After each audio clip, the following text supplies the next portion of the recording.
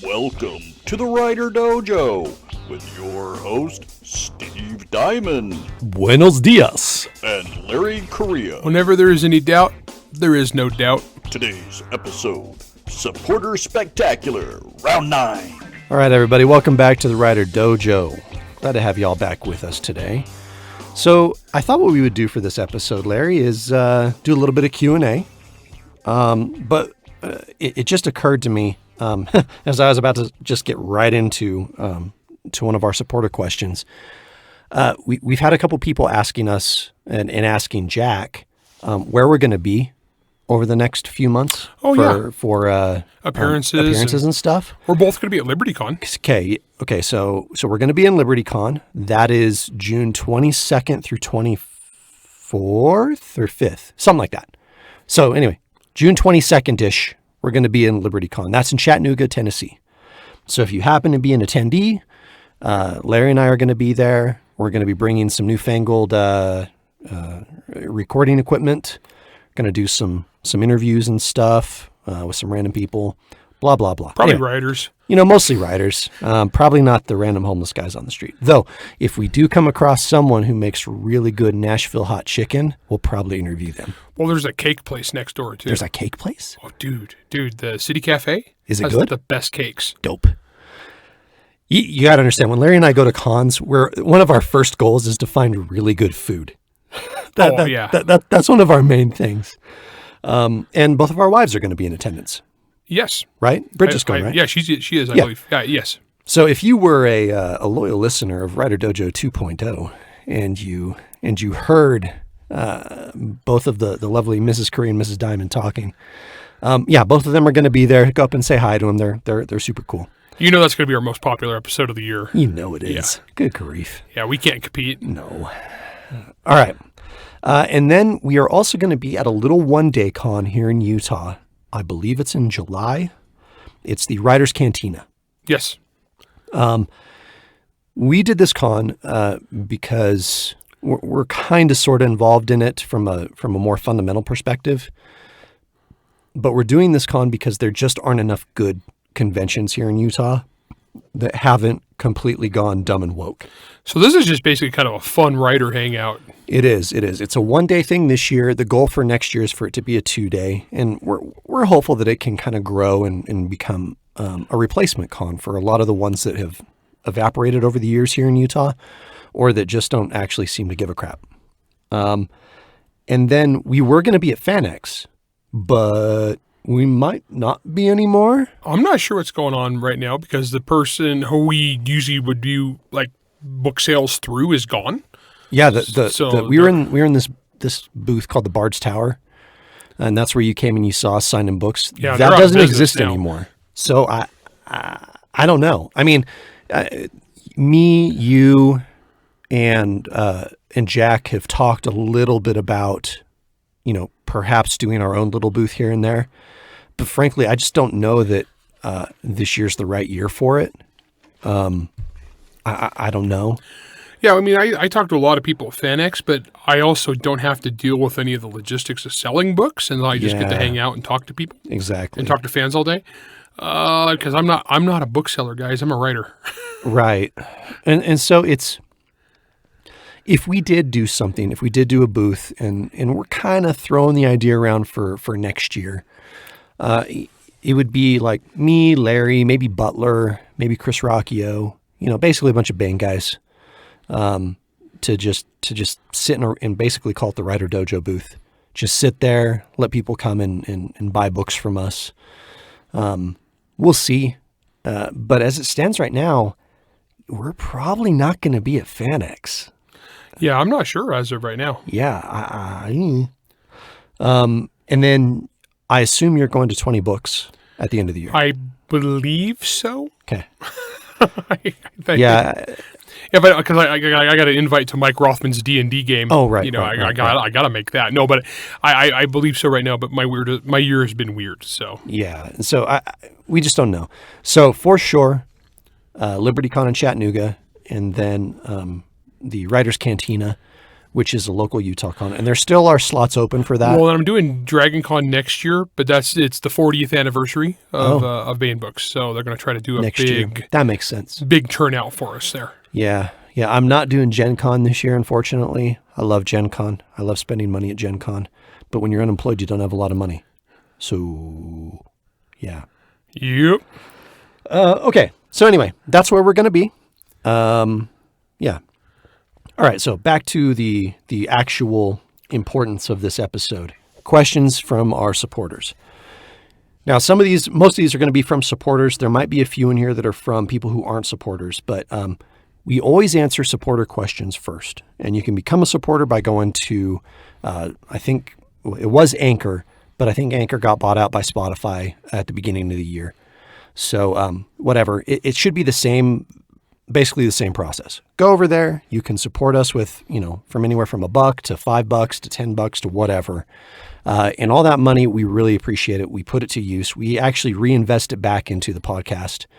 Well, this year we're actually buying a bunch of equipment to take on the road. We're buying a couple $1,000s of equipment. Well, and actually got a membership for software so that we could have call-ins that actually we can record call-in guests and they sound good. Yeah, and so this is important, and this is because of you guys, our supporters. And of course, perks. I was actually chatting with a guy last night who's one of our supporters who he bought a copy of What Hellhounds Dream from me and wants me to send it to him. So I am.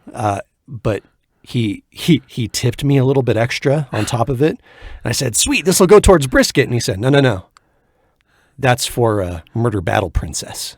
And I was like, okay, all right. So as far as WriterDojo perks go, that story might be coming a little sooner than any of us thought. All right, Q&A. This one's from our supporter, Michaela, or Mikola. I don't know how it's pronounced. Sorry. I'm so sorry. We both speak 2 languages, and one of them is sort of English. All right. How can an author get his or her book published worldwide, especially in non-English speaking countries? Can I, as a reader, help certain authors to be translated and published in my country? Because even though I don't have a problem reading and enjoying stories in English, it's always more comfortable to read in my native language. And I would also like to see Steve's books alongside Larry's on the bookshelves in my country. Well, thank you, because I would totally like to see that too. That's an interesting one, because I am translated into a few different foreign languages. Okay, so first off, it's 2 different ways to do this. First off, if you're traditionally published and you've signed your rights over to your publishing house, they will usually have a foreign agent who they sell, and this is considered one of the ancillary rights. We've talked about ancillary rights before, that your publishing house will then try to sell the rights to translate your book into that language to a publishing house in that country. Right. Like I have a Czech publisher. In fact, I was just yesterday or Saturday, I zoomed in for their Comic-Con. Oh, that's right. Yeah, because they actually just did a collection of Czech authors wrote Monster Hunter International stories set in Czechia. See, that's dope. It was pretty dope. I don't know any other authors who ever did anything like that before. And so I was there for the christening, and actually they pour champagne on the books at Comic-Con there in Prague. So in that case, Bayan sold the rights to Phantom, which is in his Monster Hunter International. Phantom is what it's called over there. And so that is one way to do it. The other way is if you own the rights yourself, if you've retained the rights or if you're independent and you still have your foreign translation rights, then you shop it to publishers there.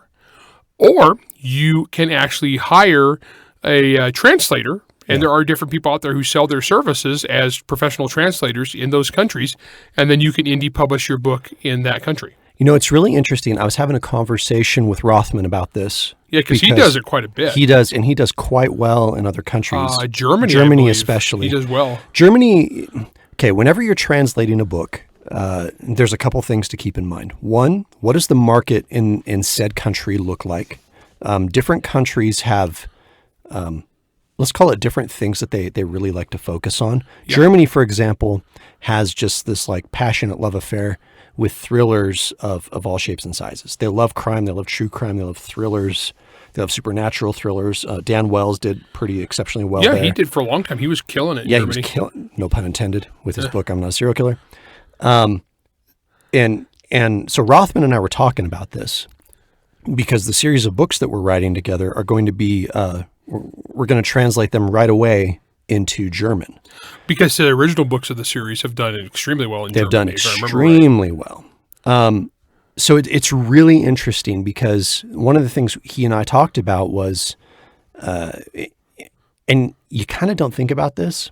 One, not all books should be translated into foreign languages because it's not fiscally responsible of you to do so. Well, it's an expense that you're taking to do it. And if there's not a return on investment, as a writer, you should never do something with a negative return on investment. Yeah. Unless there's like a really good reason to. Yeah. But honestly, that could be just a loser. Like, for example, there are no translations of Monster Hunter International into Spanish, which is weird, but that's just one of the markets that has not jumped. And I was asking about that one time. I was like, so we have all these European languages. How come, not Spanish? And the thing from the foreign agent at the time was like, well, that's usually because they don't like urban fantasy. They like magical realism. That actually makes a lot of sense. I was like, what's the difference? And I wasn't really sure. One's more contemplative. Yeah. Magic realism tends to be much more contemplative. And, there you go. And it's a much more literary function. No one has accused me of being contemplative. It's the navel-gazy version of urban fantasy. Yeah, I'm more the shoot the navel stuff. This is like, 100 Años de Soledad and stuff like that. So Gabriel Garcia Marquez. So make sure too before you investigate this author that it's something that will actually be worth it to you. Well, and from one of the things that I talked about with Rothman, it's and we'll get Mike on at some point, and he can expound on this far more eloquently than I can. But it's you seriously get what you pay for when it comes to translation services, because they aren't doing a one-to-one translation. They're actually translating the book contextually as well. Yeah. In fact, sometimes I'll get a message. Jakob is my translator in the Czech Republic, and good dude. He was my tour guide when I was over there, and just a good dude. A writer on his own also, and so he actually writes sci-fi and fantasy. Did he give a story to the Antha? Yeah, he is. Dope. In fact, that was the one that was translated into English by him to kick over to me, which I just got. That's awesome. Yeah, so I haven't read it yet. I'm very excited. Yeah. But so there's been times where he's actually emailed me. He said, okay, so in this one, you use this American colloquial idiom that there is no translation in Czech. I mean, there is nothing that makes sense. So, like, what are you going for here? And I'm like, well, in American English, it means this, this, and this. Okay, we have something similar. We say it kind of sort of like this. Yeah, because most cultures will have some sort of touchstone. But keep in mind, like guys, a lot of our American idioms are unique to us. They aren't going to translate. They just aren't, because there's no equivalent. Yeah, and just for hard numbers, this is what Rothman gave me. It was it's $3,000 to $5,000 to get a good translation. That sounds pretty cheap. And that's actually it's cheap, but if you're an indie author, right. Like, especially if you're just starting out, that's pretty wicked expensive. Oh yeah, oh gosh, especially if you don't know you're going to get that return. Now, it's quite a few copies you got to sell. Yeah. Now the interesting thing is, he and I have been talking about getting translations of Residue and the sequel, Parasite, over in German and French and so on and so forth. But we're waiting. We're trying to make sure that with all of these thrillers that we're putting together, that we can build up an audience in those languages, so that as the person who asked the question, they can start seeing my books on bookshelves. Yeah. I can actually do better in France than I do in Germany. Interesting. I mean, I've sold Monster Hunter in Germany, but France, Grim Noir was huge. Interesting. They love the noir. Oh, that makes sense. Yeah. That actually makes a ton of sense. So Hard Magic actually did extremely good. In fact, that was when I was up for their best novel award. I think it was the Verlanger, I think. But I was up for that, and I lost, but I was one of the finalists for best novel, and also Son of the Black Sword's done pretty good over there too. Yeah. All right, this is from our boy Rick. Hey, Rick.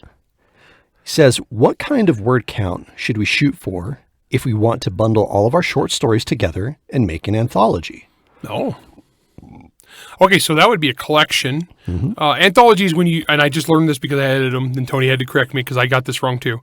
A collection is when it's all your stories. An anthology is when it's stories of other people put together. Oh, I didn't know that either. Yeah. Oh, that's cool. That's cool. That's why she's owns a publishing house and we don't. Okay, so on that one... It can kind of be anywhere. Okay, because that's the thing, because I've got 2 volumes so far of mine. How big is Target Rich 1 and 2 each? 120,000, I think. Okay.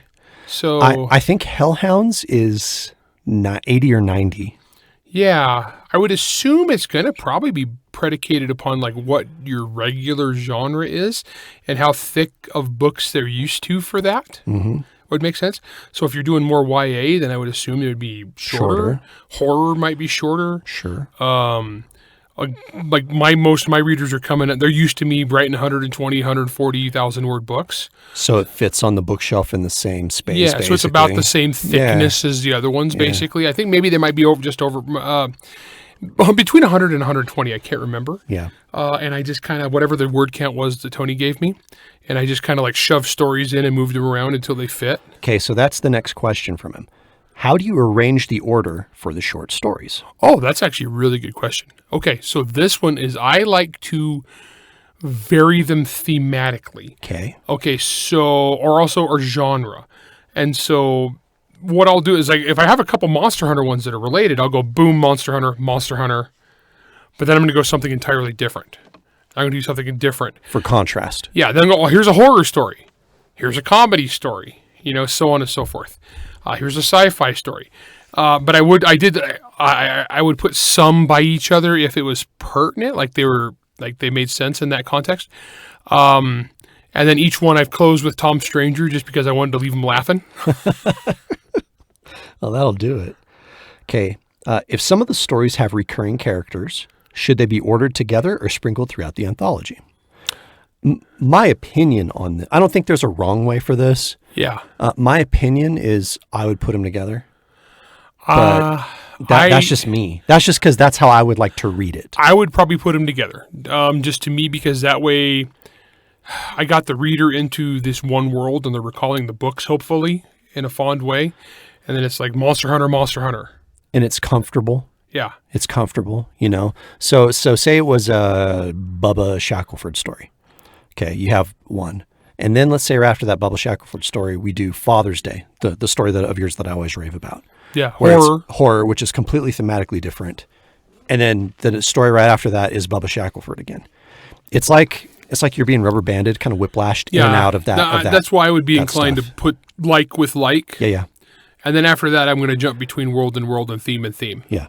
Now, like I said, I wouldn't put like and like with like, I wouldn't go horror. Probably not. Unless they were directly related to each other. Yeah. Or unless, it's me and all of them are horror. Plus, honestly, that's true because you're writing a horror collection. The thing about collections, too, is don't forget, and also anthologies, is that readers tend to jump around. So there'll be the order that you planned. It's not necessarily the order because most people will go through and they'll pick their favorites. Well, or there's some story within that collection that they were like really looking forward to. Uh-huh. So, and a lot of times what we do with collections is it's a whole bunch of stuff that we've put together. It's the same thing with like greatest hits collections from artists, right? It's like 10, 15, whatever stories or songs. And then there's the one new one. Yep. And a lot of people are going to skip to that one first because it's the new thing.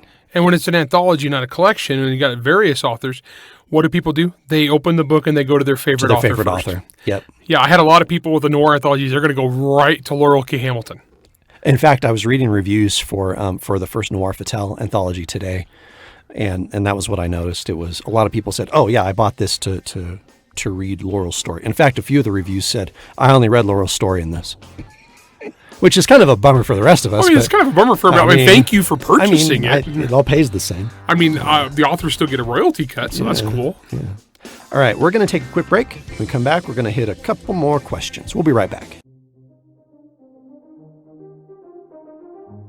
A lone boy, orphaned by the Nazis and imprisoned in a concentration camp. A dragon-like being elected to the leadership of the galactic government.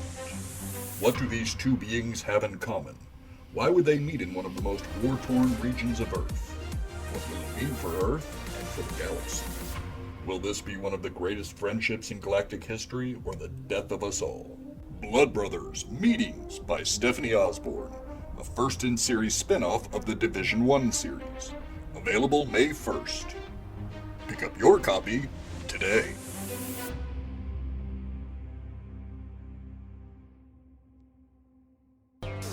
All right, everybody, welcome back. Had some good questions on that front half. Okay, second half. We've got one from David here. He says, "Hey guys, I've had some short stories published in the last few years, including one in Space Cowboys, which is the Law Dogs Press, right? Raconteur Press, yeah. And he says, I'm getting fairly comfortable with the short story structure and format. Cool. But I've had several other authors suggest I go for a full novel. Makes sense. He says, my question is this. Other than adding more words, I did air quotes there, what are some of the differences when planning and writing content so much longer than for a short story? In other words, like, you've been writing short stories. What do you do to write a novel other than, we'll just make it bigger? Well, first off, I'd say go back in time on WriterDojo, because we do actually have a whole episode about short fiction versus long, pros and cons of each, because it's not just adding more words. No, it's very not. Very not. Because a short story is actually, at its very core, a fundamentally different kind of exercise. You're getting in, getting out, you're telling the scene, you're telling one chunk of a story, right? Mm-hmm. The novel's the story. And so different levels of planning. I mean, and that gets into, listen to the episode about discovery writing versus outlining. Yes. Because like I discovery write short stories all the time. Yeah. I do not discovery write novels. Right. A novel for me takes a lot more planning. So it's going to be basically stop and think about what you're trying to accomplish with the novel. What's the story you want to tell and how you're going to go about it. It takes a lot more planning. It takes more thought. Honestly, if you want to think of it this way, it's basically, a novel is basically 20 interconnected short stories. It really is. I mean, we talked about this a little bit with Chris Rocchio the other day too, and that's that when you're approaching a short story, now he's crazy. He outlines his short stories. He's a weirdo. But, it's one scene, although if it's a little bit longer of a short story, if that makes any sense to you, it's a couple scenes that interconnect. So it's that principle though, right? There's one through arc for your story, just one. Yeah. Whereas for a novel, like when we were planning Instruments of Violence, we were talking about, okay, so we have Alarian's arc, and we have Natalia's arc, and we have Amos's arc, and we have Kristoff's arc. But then they're all talking about, what are the gods doing at this same time? And then what is Nicodemus doing at this same time? And he's a dirtbag, so we got to make sure he's a dirtbag. And you're juggling 7, 8, 10, 12 different balls at the same time. Whereas when I wrote the short story that's in the first Noir Fatale anthology, there's one idea basically. And it was, all these people are after this MacGuffin. Yeah, so you're juggling a couple balls. Yeah. You're not juggling 8 balls. Yeah. But even in the novel, you're not usually juggling 8 balls in one scene. Oh, no, hardly ever. So... well, never, really. Honestly, I think the biggest thing between the two is planning, mm-hmm. and then focus, and what your focus is. And then the other one, too, is be aware of how much more of a time sacrifice and commitment it is to finish a novel versus a short story. Yeah, it's a lot. It's a lot. Don't get me wrong. I love people writing short stories as a way to learn to write, but you need to realize that the effort that you put in to write that short story is a fraction of what it takes to write the novel. Yeah. And there's nothing wrong with that. That said, you make a lot more money off novels. Yeah, always. All right. This one's from Keith. And I'm, to be frank, I'm not sure if Keith is a supporter or not, but he asks a really, really interesting question. And it's several paragraphs, but I'm going to kind of squish this down a little bit. Sure.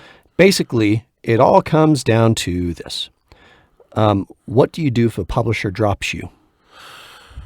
Whew. Now, he specifically mentioned it in context of What happens if a publisher drops you mid-series? We know guys that's happened to. We know of several guys. I've never had that happen. So this is not speaking from personal. I've sort of had it happen. You've kind of had it happen through through publisher. They didn't quite drop me. Business issues. I've never been dropped. I've just, had the entire publisher go out of business. Yeah. For dishonesty. So same aftermath though, I guess. Yeah. Okay, if you get dropped by a publisher, first off is don't let it get you down. Yeah. Don't take it personal. It's very different in today's world than this was, say, 10, 15 years ago. If you got dropped 10, 15 years ago, just to be frank, you were hosed. Yeah, because back in the olden days, it was a little more that they had the thing where they were going to invest in the author. Yeah. And so they give you a chance, right? They would let you develop over time. They expected you to take a few books to get your feet under you and really get good at your thing. They picked you up because they thought you had potential. Now, for most publishing houses, it's earn or burn. It's like you and some of these publishing houses, like they suck and they're evil because they'll pick up an author, give them a contract, and then just throw it at the wall to see if it sticks.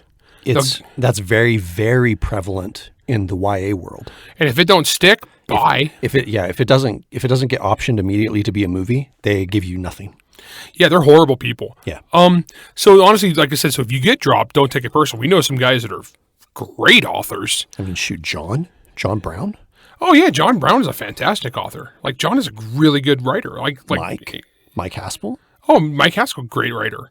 Yep. We know so many dudes who are good writers, and if their careers had been 10, 15 years ago, they would still be at the same publishing house because that publishing house would have given them a chance to develop it. With, probably really long series by now. But some of these, though, so like I said, don't take it personal. Publishers suck. A lot of publishers suck. And there's so many different factors, right? There's so many different factors that can, especially these days, that can impact whether or not a publisher is going to drop you. A lot of times, it's pure red and black on a balance sheet. Some of them, it's not even that; it's just flavor of the month. Some of it's flavor of the month, and they're a bunch of publishers are a bunch of friggin' hacks, and they don't care. They don't give a crap about anything that makes sense. They didn't care some of these guys about sales. They fit. You as the author fit their diversity quota for the month last month, but this month. You don't. So and it's funny because it's the most shallow, bigoted people in the world are Manhattan Publishing who like to talk about how diverse and wonderful and awesome and loving and caring. They're not. No, they don't give a crap. They're just, can they brag about you at a dinner party? No, these were the same people that called you and I Nazis. Yeah, and then don't worry, the week later, whatever demographic you were that was cool to brag about, they found a new one. Yeah. And now you're out. Yep. Sorry. And they'll throw you in the garbage. And we've seen them do it, guys. Yeah. So, okay, so there's that end. There's the emotional end. Don't take it personal. Don't let it get you down. Business, guys. If you're in a relationship with a publisher, the main thing is cover your butt. You're in it to win it for yourself. Mm-hmm. You're in a partnership with this publishing house. And if they treat you with respect and business is good and you got a good return on your investment for both of you, awesome, win-win, keep going. And if not, get what you can out of it. Like, so while they're promoting you, while they're getting you in bookstores, hopefully they're spending marketing money on you. Capitalize. Use that to develop your personal fan base. If they drop you after that, take as much of that fan base with you as you can. That's the key. So they boot you. You know what? Hey, if you got a few thousand readers that you developed from that previous business relationship, figure out how you can reach out to them. I say all authors should have a mailing list. All authors should have some form of internet persona that people can find them, connect with, and know what you got coming next, and then go back to being independent and get back to work. Now, it isn't completely unheard of for an author midstream to switch publishers. Heck, we just had Chris Rocchio on. Yep. And he didn't switch publishers from one series to the next like Brian McClellan did. Okay, Brian, he had 6 books published with Orbit, his Powder Mage series. For his new series, he left and he went to Tor, and his new something Lightning, Shadow of Lightning, something like that for his new book, which supposedly is excellent. Whole different series is now at a new publisher. That's not what we're talking about. Chris Rocchio, he was with Daw for 5 books. Mm-hmm. And then Daw basically was like, we don't really want to publish anything else of anyone's anymore because we're weird. We got bought up by the Chinese Communist Party. So Chris was like, Thanks, you know Matt what? Rothfuss. Yeah. So Chris was like, screw you guys. So he left, and he approached Tony because he already had a relationship with Tony. Because remember, Chris used to work at Bain. And Tony, well, one, it's not hard to pick up Chris Rocchio because his books are freaking awesome. Really, guys, you should read them. But so mid-series, his books are now published with Bain. And the earlier ones are not being published with Bain. They're sticking with Daw until I imagine at some point he's going to get all of his rights back, and they'll probably end up backlisting and publishing with Bain, right? Yeah. But and I hope that happens actually for him. So anyway, it can happen, but I think the more likely avenue is what you're talking about, Larry, where you just go independent. Now, in that scenario, if you can get your rights back to the earlier books, that's going to make it easier for you because you can always go back and do some fine tuning on the initial books and release author editions. John Brown did John that. Brown did Servant of Dark God, came out through Tor. They jerked him around. Mm-hmm. He wound up breaking the contract, got his rights back, redid the books as he originally wanted to do them, Yep. and self-published them. Well, and frankly, and this is the first time that any of you guys are hearing this, but I'm doing the same thing with Residue. So I pulled my rights from Residue and for the sequel Parasite from Wordfire Press, not because of anything malicious with Kevin. I freaking love Kevin Anderson, and he was a freaking saint to work with all this. And honestly, I think he kind of saved my career a little bit.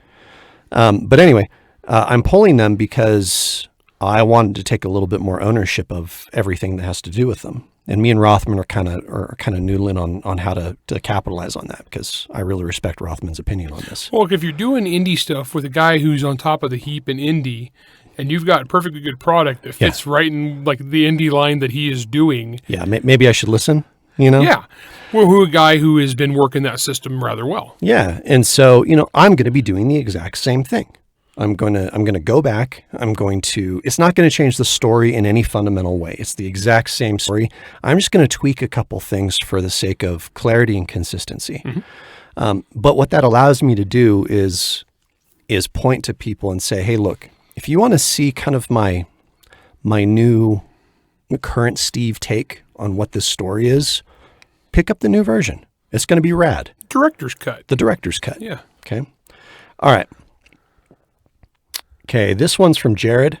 I just finished writing my first novel, and I'm wondering how I should go about approaching people to read an early version and write blurbs for me.